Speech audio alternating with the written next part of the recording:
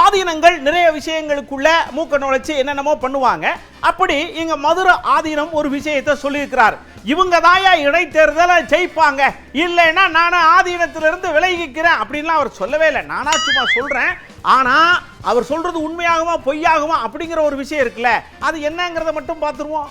சைவ மடாதிபதிலாம் அரசியல் கருத்து சொல்லக்கூடாதுன்னு யார் சொன்னது?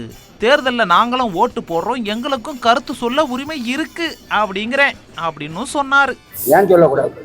நானும் ஓட்டு போடுறேன், ஜனநாயக நாட்டில் நான் ஓட்டு போடுறேங்க, சொல்லக்கூடாதுன்னு ஒரு கிறிஸ்டின் சொல்றாங்கல்ல சார், எஸ்ரா தர்ப்பணம் வந்து சொல்றாங்க. தமிழர்களை கொலை செஞ்சவங்களுக்கு உதவுனவங்களை மக்கள் மறந்துட்டாங்கப்பா, மனசு ரொம்ப கஷ்டமா இருக்கு அப்படின்னும் தன்னோட கவலைகளை பகிர்ந்துகிட்டாரு. வைத்தியத்தெல்லாம் சொன்னேன், தமிழனை கொத்து கொத்தா இலங்கையில கொன்றார்களே, அவர்கள் வெற்றி பெற்று விட்டார்கள், எங்க மக்கள் மறந்துட்டாங்களே, அந்த கேசத்தை மாத்திரம் தெரு தெருவா போடுங்க வெற்றி